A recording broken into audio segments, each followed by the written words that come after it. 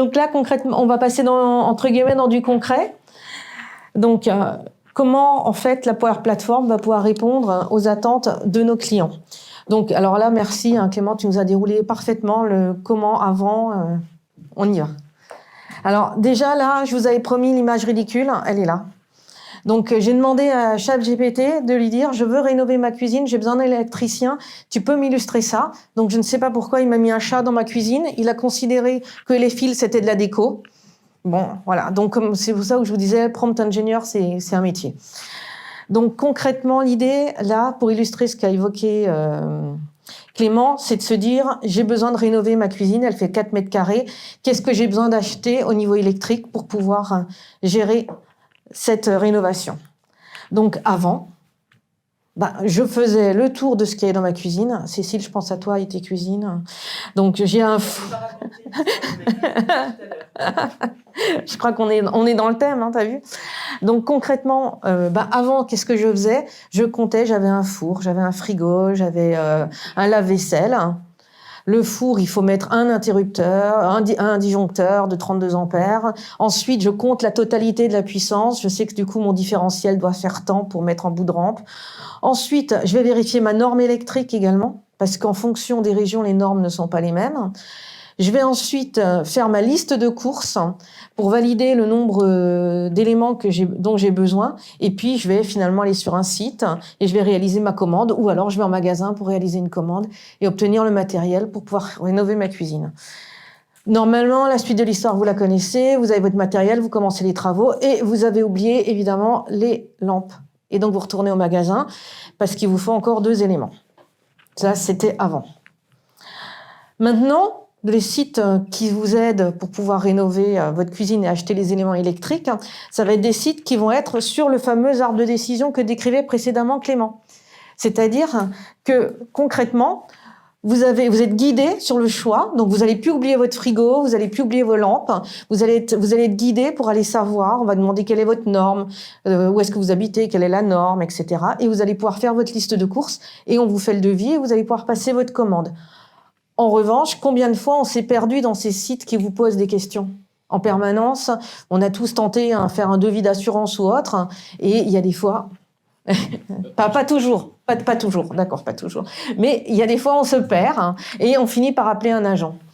Donc, demain avec l'IA, vous allez déjà pouvoir dialoguer avec un site en langage naturel. Donc déjà, vous allez dire, je suis dans une cuisine, je souhaite avec une cuisine de 4 mètres carrés. Et lui, il se doute forcément, probablement, qu'on a besoin d'un four, d'un réfrigérateur et autres. Et en fait, on va avoir un véritable dialogue. Et c'est là, entre guillemets, cette révolution, donc en termes d'expérience client, tout simplement. Donc ça, c'est la théorie, c'était pour poser le contexte. Et on va voir maintenant ce fameux site, comment est-ce que ça marche. Donc Karine, je te passe la parole, l'écran également. Vas-y. Vous m'entendez ? Oui, très bien. Donc en fait, c'est le Copilot Studio, il peut être déployé sur un site internet. Donc là, on a choisi un site marchand de composants électriques. Et en fait, ça se présente comme un chatbot habituel, sauf qu'il va avoir beaucoup plus de compétences. Et en fait, pour vous détailler un petit peu le fonctionnement, vous n'aurez pas du coup l'interface que va voir le client sur le site internet, mais plutôt l'arrière-cuisine où vous allez du coup constater l'enchaînement en fait qui est fait par l'IA. Donc en fait, de quoi est composé en fait ce Copilot Studio? Il va être composé en fait d'une liste de rubriques, d'actions génératives et surtout d'un document, juste un simple document PDF qui va contenir l'ensemble des normes qui vont correspondre à une typologie de pièces. Donc là, l'exemple, ça va être la cuisine. Et en fonction de la surface, on ne va pas avoir les mêmes besoins de composants électriques aussi. Donc, le copilote, il va s'appuyer sur une liste d'actions, un document technique, et il va choisir, en fonction de la question posée, il va choisir la meilleure action possible pour répondre au client et être pertinent. Donc là, dans notre exemple, en fait, le client va va sur le site poser sa question et il va dire « Je souhaite effectuer une rénovation électrique d'une cuisine avec la dimension de 4 mètres carrés. Donne-moi la norme et les produits qui peuvent être utilisés. » Donc là, on voit que la question, elle est assez précise. Si vous avez testé ChatGPT, il faut lui donner, pour avoir une réponse la plus pertinente possible, il faut lui donner des éléments de contexte et lui préciser en fait ce que l'on attend en tant que réponse. Donc là, le copilote, il va, dans ce que vous voyez à droite, vous voyez en fait, il va définir l'action la plus pertinente. Et là, en l'occurrence, il va s'appuyer sur le document PDF. Chaque fois qu'on a une réponse du copilote, on peut cliquer sur le lien qui précise la source qu'il utilise pour fournir une réponse. Donc là, on voit qu'il va définir une liste de composants par rapport à la norme qu'il a utilisée. Et pour cette cuisine de 4 mètres carrés, il faut un disjoncteur, un kit de goulotte, un coffret gamma. Il va proposer « Voulez-vous que je vous donne les prix de ces produits ?» Si l'utilisateur répond « oui », là, le copilote va aller chercher dans CRM, là, dans Dataverse, en fait, les produits correspondant à la norme, par typologie, et il va aller chercher la liste des produits pour proposer à son client les devis qui viennent du catalogue produit du fournisseur. Et il va ensuite lui proposer de lui donner les prix. Si l'utilisateur répond oui, on va afficher en fait la liste des produits. Et là, encore une fois, si le copilote demande « Voulez-vous autre chose ?» Bien sûr, passer une commande. Donc là, la commande va être créée dans le CRM. Donc là, on a un processus automatisé qui va si le client note son adresse mail et son nom de société, du coup, dans la CRM, des champs obligatoires pour créer la commande. Suite à cette saisie de champs, on va avoir la création de commandes dans la CRM. Un mail, bien sûr, va être envoyé à ce client avec son numéro de commande et la liste des produits associés. Donc là, il réfléchit pour créer la commande. Donc, il récupère tous les éléments de la conversation, comme disait Clément, pour récupérer en fait la liste de produits et en générer une commande. Et là, donc, on voit que dans la CRM, on peut consulter en fait la commande qui a été créée en temps réel et le mail va suivre et va pouvoir être envoyé en fait au client. Donc là, on voit que le chaînage dynamique, en fait, même si l'arborescence en fait n'a pas été prévue par le développeur qui a conçu le Copilot Studio, c'est l'IA qui permet cet enchaînement dynamique, ce chaînage dynamique, et qui, bien sûr, simplifie toute l'arborescence complexe qu'on aurait dû prévoir pour tous les cas de la norme, pour toutes les typologies de pièces, pour l'ensemble de l'électroménager, puisque si le client demande un devis et qu'il précise qu'il a déjà un four, un lave-vaisselle, une plaque électrique, bien sûr, la liste des produits va s'adapter en conséquence. Donc voilà, on voit qu'à la place des phrases déclencheurs qu'on prévoyait avant, maintenant, on a cet enchaînement qui est fait de façon automatique et qui fait gagner du temps, bien sûr, en termes de conception. Et en fait, sur la plateforme de Copilot Studio, il y a des outils qui permettent de tester en fait les actions et qui permettent aussi d'associer à chaque action générative des descriptions. En fait, comment le copilote utilise le fichier PDF ? En fait, c'est parce qu'on va en faire une description très précise des éléments qui est contenu dans le document PDF. Et c'est juste une description qui est faite en langage naturel, qui peut être fait en français. Donc, en fait, il y a des best practices pour effectuer ces descriptions pour que le copilote puisse utiliser ces actions et déduire un enchaînement dynamique.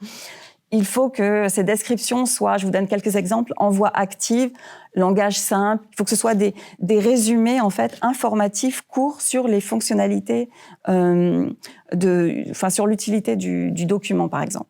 Voilà. Voilà. Et ce que l'on a illustré, dans cette démonstration, donc les concepts utilisés, donc c'est les réponses génératives, c'est-à-dire que même si on ne prévoit pas un enchaînement, c'est l'IA qui va prendre la main pour avoir un enchaînement dynamique. Bien sûr, les copilotes studio peuvent avoir une combinaison d'enchaînements prédéfinis et d'enchaînements, bien sûr, génératifs, d'actions génératives. Donc, en fait, voilà, faut laisser l'IA prendre la main sur les choix de la meilleure option pour déclencher une action. Et on voit donc... avant, on avait un enchaînement de prédéfinis. Et du coup, maintenant, aujourd'hui, les actions indépendantes appelées dynamiquement par l'IA selon les inputs utilisateurs, du coup, maintenant, on peut parler de microservices à l'échelle d'un chatbot. Donc, voilà pour la première. Merci, Karine, pour cette illustration. Donc, j'ai vu récemment une conférence qui disait avec l'IA, la chose la plus importante, c'est le lâcher prise. Et je pense que là, c'est clair en termes de façon d'aborder le développement, de se dire qu'il y a des initiatives dont on n'est pas tout à fait les maîtres. Il faut une petite dose de lâcher prise pour pouvoir l'adopter réellement. On va enchaîner maintenant avec un deuxième cas, si mes collègues veulent bien me rejoindre. Bonjour à toutes et à tous, merci d'être présents ce matin avec nous. Donc, deuxième cas d'usage, c'est une application Power Platform qu'on a faite pour un de nos clients pour leur permettre de gérer justement leurs incidents, enfin les incidents qui sont ouverts au niveau de leur magasin et le traitement ou la prise en charge de ces incidents par le back-office pour pouvoir les dispatcher in fine au bon fournisseur, en tout cas au bon prestataire. Et donc, pour parler de ce cas d'usage-là, on va introduire d'abord une petite partie théorique pour évoquer un peu certains éléments sur comment on a mené ce cas, ce projet. On va aborder notamment, on l'a vu depuis ce matin. Alors, hop. Voilà. On en parle depuis ce matin, effectivement, les applications Power Apps, quand on les fait effectivement sans intelligence artificielle, effectivement, nous pour le cas, on est tombé sur ce principe-là, puisque effectivement le point central de ce client, c'est effectivement de pouvoir faire une application au départ au travers de Power Apps avec des échanges avec le prestataire via Power Forms. Et finalement, on s'est aperçu qu'au niveau process et qu'au niveau fluidité, ça n'allait pas. Et on a décidé d'introduire l'IA générative. Et donc, on a travaillé avec Azure OpenAI et qui nous a permis justement d'avoir un certain nombre de bénéfices, comme on va le voir un peu plus tard, puisqu'on a pu profiter en tout cas de l'apport de l'IA et notamment des interactions, en tout cas du travail avec le langage naturel pour simuler en tout cas les échanges de manière transparente et fluide avec un prestataire, là où on devait par exemple passer avec du form et on perdait en termes de fluidité et d'expérience utilisateur. L'autre bénéfice, en tout cas l'autre apport qu'on a pu voir aussi, c'est effectivement l'interface et les ajouts, en tout cas les interactions au niveau de l'application, puisque effectivement on a pu comme ça dessiner, en tout cas concevoir une interface, et vous allez le voir un peu plus tard, assez personnalisée, en des temps beaucoup plus productif que si on avait dû le faire initialement comme on le pensait. Et donc, c'est là où je voulais en venir. Donc, les bénéfices d'Azure OpenAI versus OpenAI. Donc, là, effectivement, le fait d'utiliser la plateforme Azure, enfin, l'IA dans la plateforme Azure, ce qu'il faut savoir, c'est effectivement c'est déjà intégré au pack Azure Cognitive Service. On a fait quelques tests, effectivement, le fait d'utiliser OpenAI tel qu'on le connaît aujourd'hui dans la sphère publique et ce qui est proposé au niveau de Azure, on va retrouver effectivement les mêmes tests, hein, je parle sous le contrôle, voilà, les mêmes résultats pour des tests similaires, mais effectivement, on bénéficie en plus, là aussi, de la robustesse et de la fiabilité que peut apporter la plateforme Azure. On va bénéficier aussi pour la productivité en termes de réalisation de modèles déjà entraînés ou disponible et qu'on a pu personnaliser, ce qui nous a apporté un gain de temps indéniable là aussi dans la réalisation de ce projet-là. Et puis bien évidemment, la possibilité, en tout cas le fait de bénéficier de la sécurité, enfin de tout le mécanisme de sécurité des données et d'accessibilité aux données que procure la plateforme Azure, contrairement à enfin dans un domaine privé au sein de l'entreprise.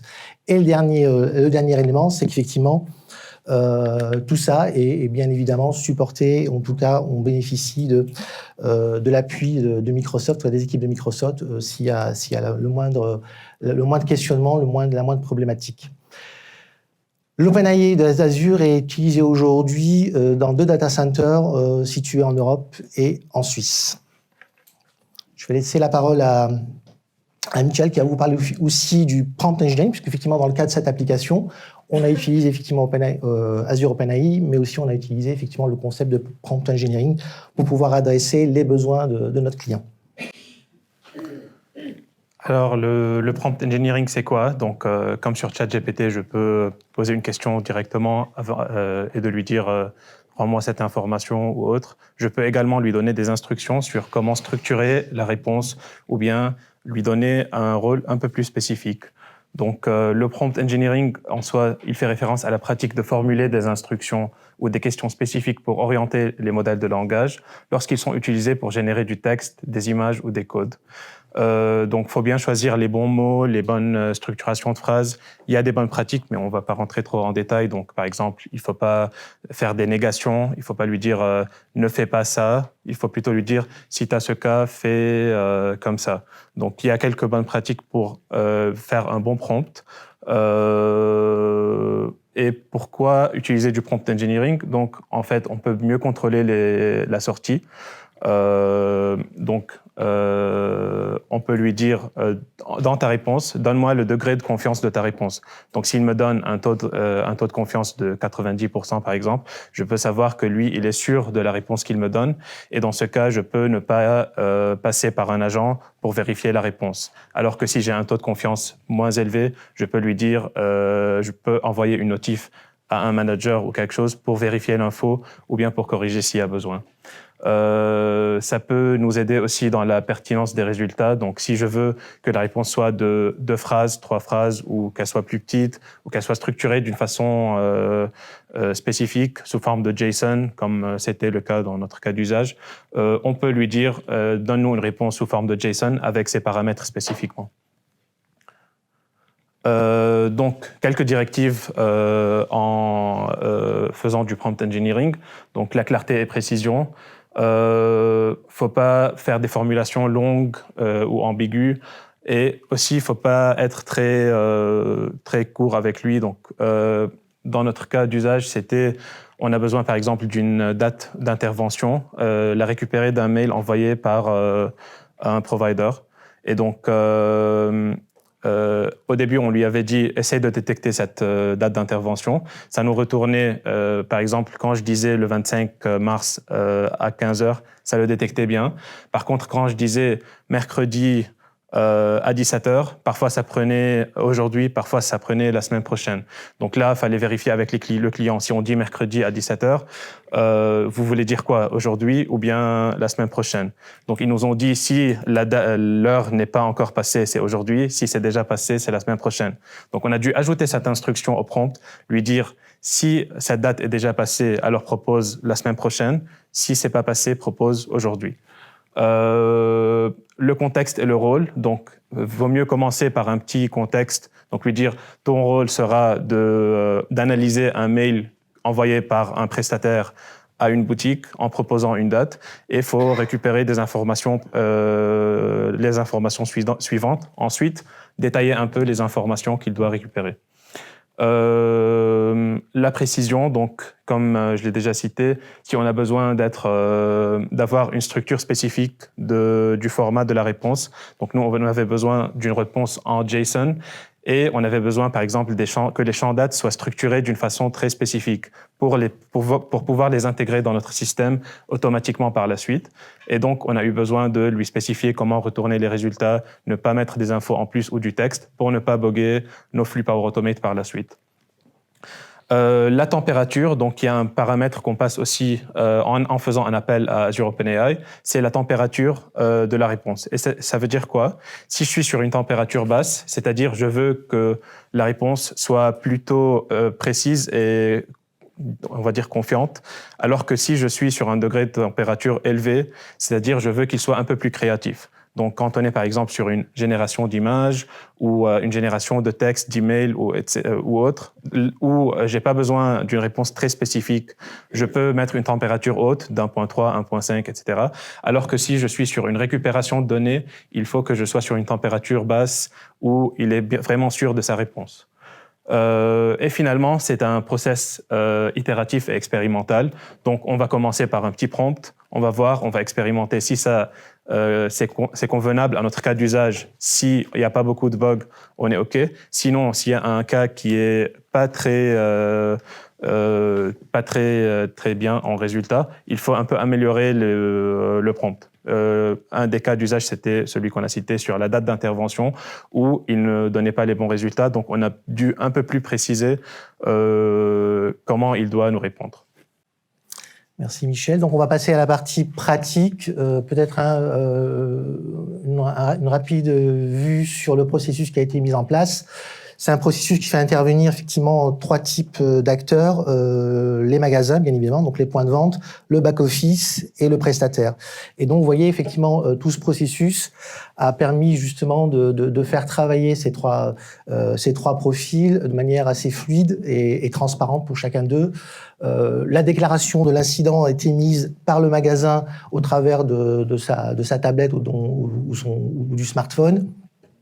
Ensuite, il y a la génération d'un email, donc une demande d'intervention au back-office qui, lui, va se charger en fonction de la demande du magasin, d'aller chercher ou d'aller trouver le bon prestataire de manière à lui confier la prestation à réaliser au magasin. Et puis voilà, ce qui est important de voir ici, c'est les 2 ronds OpenAI. C'est là où je vous disais au départ, on voulait mettre en place, il était prévu de mettre en place du Form, mais compte tenu de ce que nous apportait Forms en termes de fluidité et d'interaction, ça convenait pas aux clients, donc on est passé sur de l'OpenAI qui nous a apporté notamment cette fluidité de processus, cette rapidité de mise en œuvre, et puis un processus finalement transparent sans changer, j'allais dire, d'interface pour ces 3 acteurs, en tout cas notamment pour le provider. Et donc les 2 cas d'usage qui ont été traités par OpenAI, c'est effectivement, on va le voir, c'est la gestion des emails, comment interpréter les emails qui sont envoyés et comment les router le bon template d'email au prestataire et prendre en compte ces retours. Je vais passer directement à l'application avec une petite démo.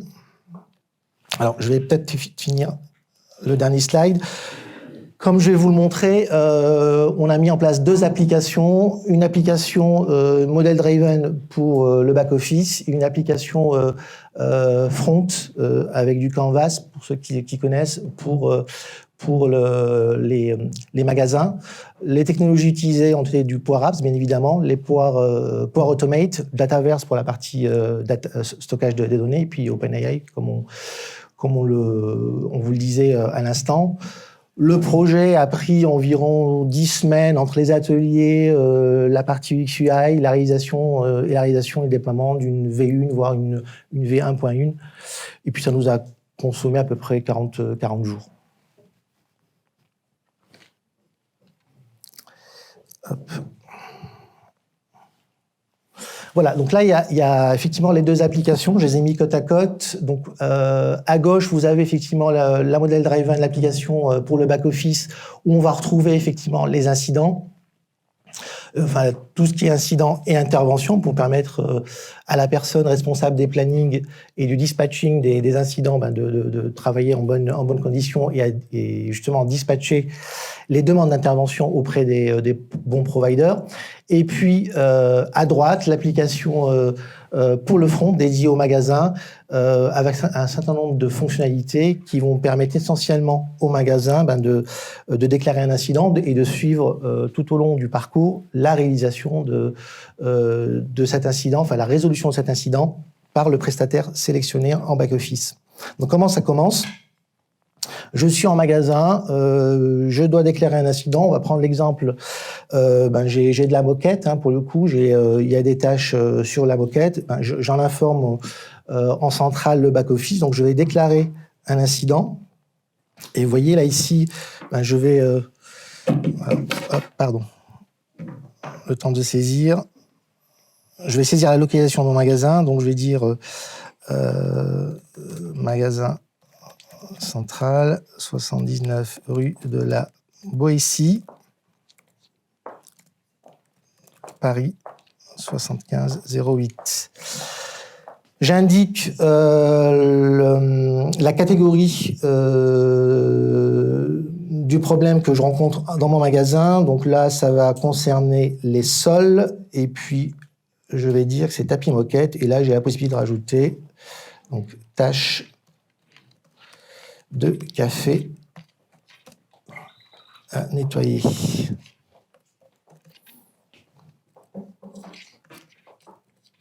Voilà.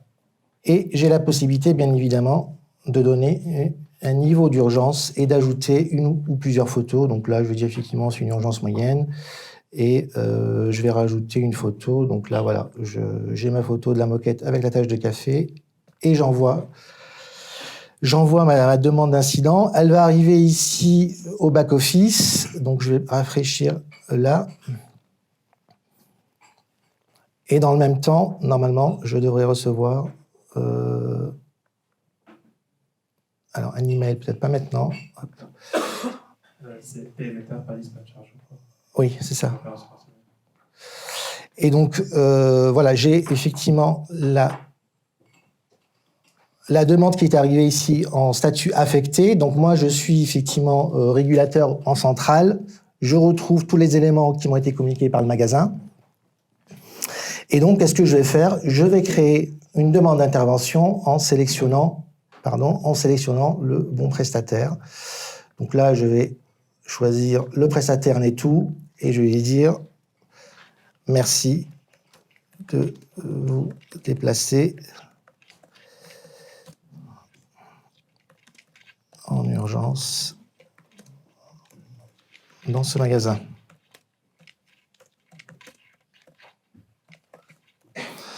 Voilà. Une fois que j'ai fait cette demande, le prestataire reçoit un email. Alors, on va attendre quelques instants. Hop, voilà. Et en fait, c'est là où intervient OpenAI, parce qu'en fait, tous les emails ont été codifiés. Et en fait, alors Michel en parlera beaucoup mieux que moi, mais effectivement, OpenAI va interpréter le code PI qu'on voit ici dans l'objet d'email. Et en fonction de ça, il va aller chercher le bon template en retour pour poursuivre le processus de gestion de ces incidents. Et vous voyez, dans le template, on a un ensemble de questions qui sont posées effectivement au prestataire. Quand est-ce qu'il peut intervenir ? Quel est le nombre ou les personnes qui vont intervenir là-dessus ? Moi, je reçois ce mail en tant que prestataire. Je peux répondre directement en faisant mon mail. Bonjour, nous pouvons intervenir. On est le 27, eh ben, je vais mettre le 27 03, hop, 24 à 15h.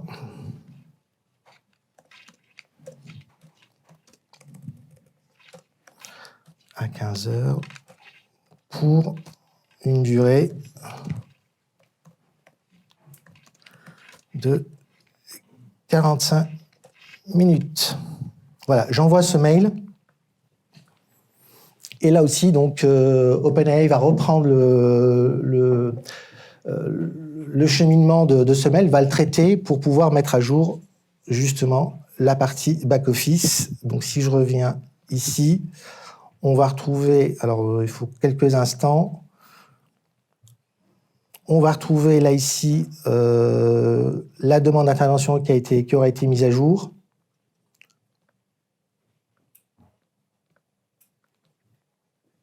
Voilà, qui est là. Et normalement, ici, je vais retrouver voilà, mon planning en tant que magasin. Je vais retrouver effectivement mon suivi de mes demandes. Donc, j'ai une intervention prévue, j'ai bien une intervention prévue et j'ai bien une déclaration en attente.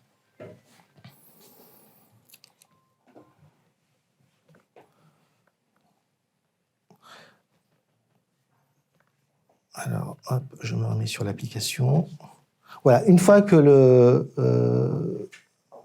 cette demande est partie au prestataire, donc le magasin lui aussi a une demande d'intervention, comme je le disais. Et donc on lui propose ses dates. Enfin, la date, on va retrouver ici tout le mécanisme ou le rappel de l'intervention avec effectivement, vous voyez, j'avais mis dans mon retour le planning d'intervention. Donc on retrouve bien, alors c'est pas celle-ci, c'était le 27. Je crois que c'est pas mis à jour encore, car ça doit être validé. Alors, il faut que je la valide ici. Non, fais refresh. Ouais. Hop. Et je vais faire refresh. Là, c'est en attente de confirmation de la boutique. Donc la boutique doit confirmer le créneau que le prestataire a proposé. Voilà. Et donc effectivement, je la retrouve ici. Voilà, elle est là, le 27 mars à 15 heures. Donc, et là, j'ai une demande à valider. Et en tant que boutique, je dis OK, c'est bon, ce créneau me va bien et je vais valider l'intervention.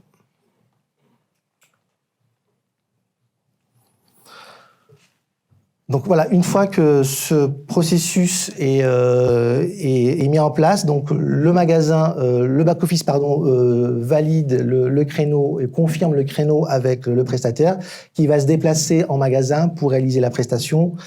Et puis ensuite, effectivement, on demande au prestataire de bien confirmer la résolution et son passage en magasin, et on demande en même temps au magasin de bien confirmer la résolution de son incident. Très bien. Alors bon, effectivement, si vous allez sur LinkedIn, vous allez avoir responsable de l'équipe séchage. Bon, ça va rien vous dire. Le contexte, bon, Saint-Gobain déjà, voilà, c'est une grosse entreprise multinationale de fabricants de matériaux de construction. Qui s'inscrit aussi dans ses valeurs, dans tout ce qui est voilà, de transition énergétique, transition écologique. Le but étant effectivement de fournir ces matériaux, mais voilà, par exemple pour des applications pour les nouveaux habitats, comme voilà, avoir des habitations qui sont plus performantes au niveau énergétique, aussi qui ont plus de confort. Voilà, donc ça c'est le grand contexte. Dans Saint-Gobain, donc il y a beaucoup de matériaux de construction qui sont faits. En particulier, là où on travaille, c'est dans le gypse. Alors le gypse, en fait, c'est le matériau de base pour fabriquer le plâtre.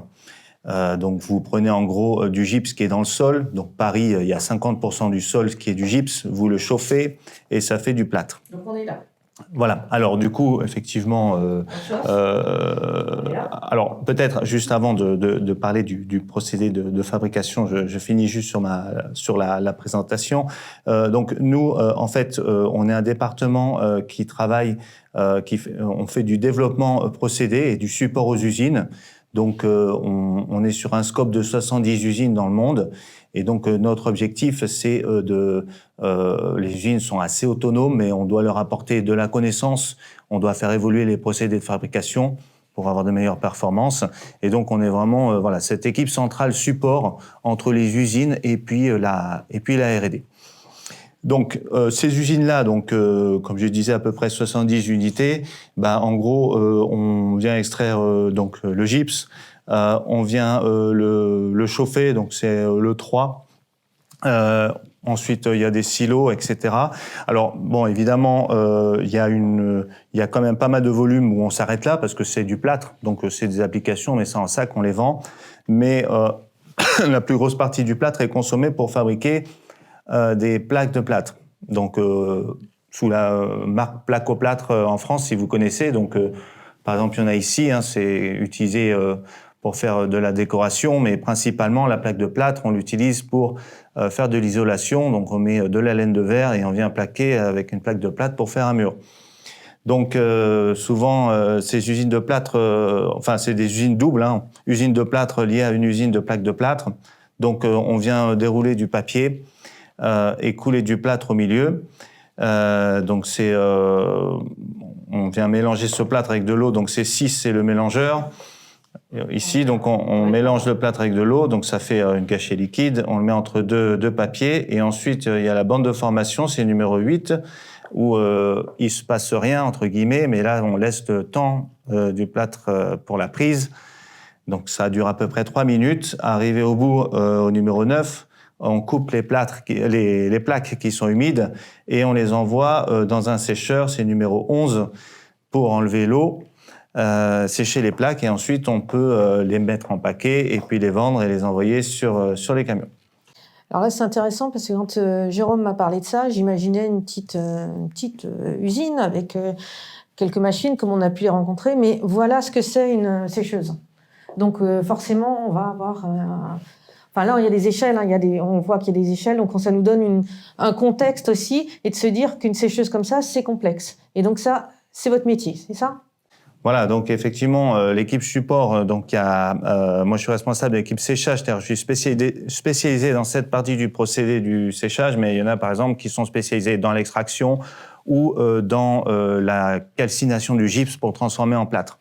Et donc mon équipe, voilà, on est expert dans ça. Donc effectivement, il y a ce genre de machine. Donc ça fait à peu près 120 mètres de long et puis 12 mètres de large pour 10 mètres de haut.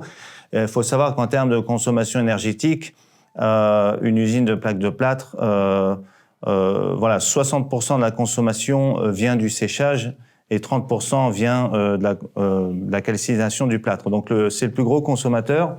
Et même si donc Saint-Gobain, effectivement, on veut offrir des solutions à nos clients pour avoir des habitations qui sont neutres au niveau énergétique, mais on cherche aussi à être neutre en carbone dans nos procédés de fabrication.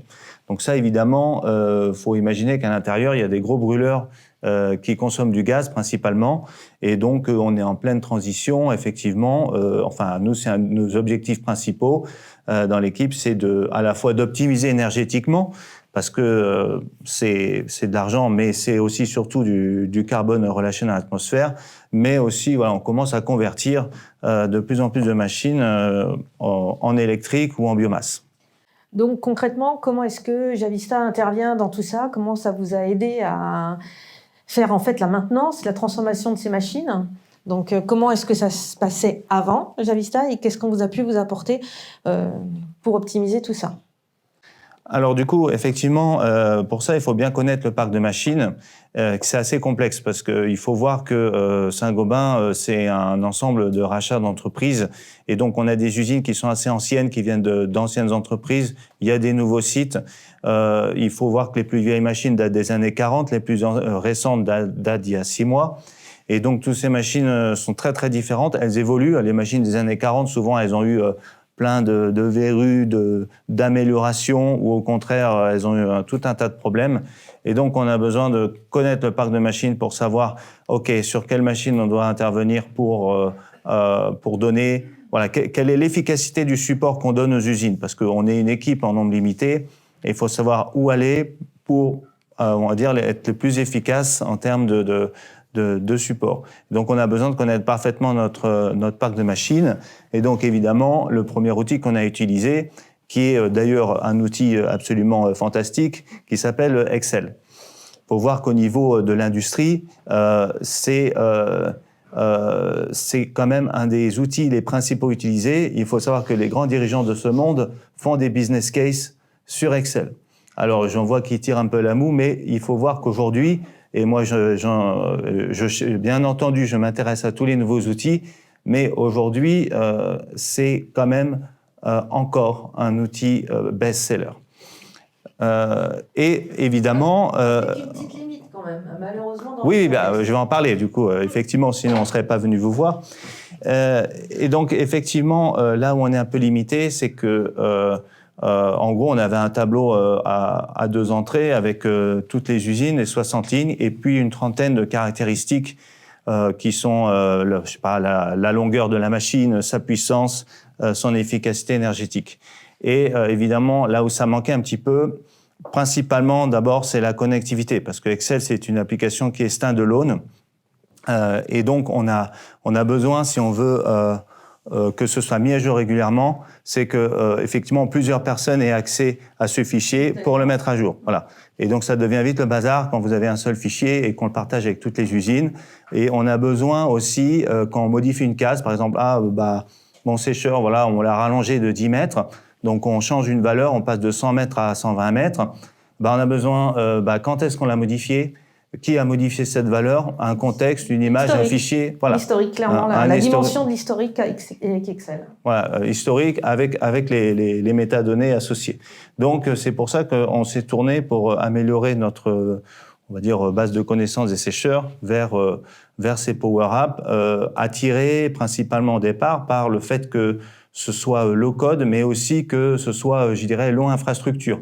Parce que quand vous êtes dans une organisation comme Saint-Gobain, au niveau, au niveau IT, c'est très très compliqué. Si on veut avoir vraiment notre propre application, installer un serveur, etc. Au niveau cybersécurité, ça met en jeu énormément de choses. Donc, pour développer quelque chose d'assez simple au final, Power App, pourquoi pas. Et donc partageable dans le monde entier. Oui, alors l'idée aussi, c'est ça, c'est de donner accès à des utilisateurs pour que tous les gens, y compris au fin fond de n'importe quel pays, puissent participer et mettre à jour les valeurs. Alors, comment s'est déroulé ce projet? Puisque chez Javista, Imad nous en a parlé précédemment, on a une méthode, c'est de rencontrer d'abord le métier et l'IT, et non pas juste l'IT. Le métier, c'est quelque chose d'important. Jérôme, d'ailleurs, vous faites partie du métier, pas du tout de l'IT.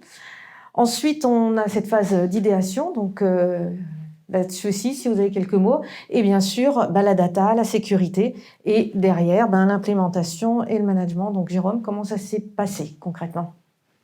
Alors nous, on s'est rapproché, on s'est rapproché de l'IT et du coup, après, voilà, on nous a proposé un petit peu cette solution. Et surtout, il y avait un programme dans Saint-Gobain où l'IT finançait du coaching. Donc l'idée, c'était, là, c'était la première prestation de Javista, donc pas directement avec nous, mais donc vous nous avez fait du coaching pour que nous, on fasse notre propre application. Donc il y a quelqu'un de mon équipe qui s'y est collé. Et en gros, via Teams, la personne faisait l'application. Donc j'ai pris quelqu'un de mon équipe, on va dire, on n'est pas IT ni informaticien, mais une personne qui avait quand même pas mal d'appétence et qui savait quand même faire un peu de code, etc., pour, on va dire, recevoir le coaching de Javista, ce qui nous a mené à un proof of concept, c'est-à-dire une application qui marche à peu près bien et qui permet de montrer à nos responsables l'intérêt. Ok. Et ensuite, la data.